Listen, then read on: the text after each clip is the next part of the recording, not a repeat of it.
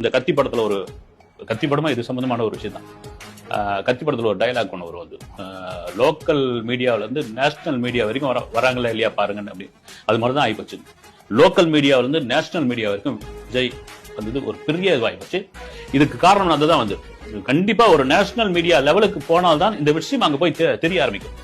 இப்ப இந்த 910 நாட்களாக இந்த மக்கள் போராடிக்கிட்டு இருக்காங்கல்ல, விஜய் மாதிரியான ஒரு மாஸ் ஹீரோ, விஜய் மாதிரியான ஒரு செல்வாக்கு படைத்த, விஜய் மாதிரியான ஒரு பெரும் ஆளுமை, அதாவது வந்து ஒரு ரசிகர்களுடைய ஆளுமை, தொடர்களுடைய ஆளுமை கொண்ட ஒருவர் வந்து இந்த விஷயத்தை பேசலன்னா இங்க உள்ள மக்களுக்கே போய் சேராது. இப்ப அவ எடுத்து கூகுள்ல அடிக்க ஆரம்பிச்சிட்டாங்க பசங்க.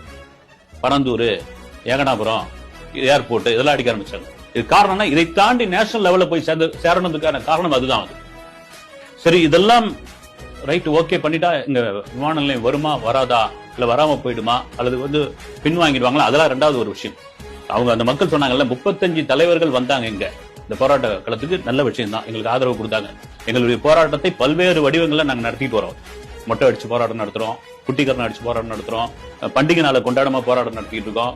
அப்புறம் தலைவர்களுக்கு வந்து மாலை அணிவிக்கிறதுக்காக தடையை மீறி போய் போராட்டம் நடத்திருக்கோம். இந்த போராட்ட காலத்துக்கு வந்து இத்தனை தலைவர்கள் வந்தாங்க. ஆனா 36ஆவதா ஒருத்தர் வராருன்னு இவ்வளவு பரபரப்பாயிடுச்சுன்னா அவர் முக்கியமான நபர் தான் நாங்க புரிஞ்சுக்கிட்டோம். முக்கியமான நபர் தான்.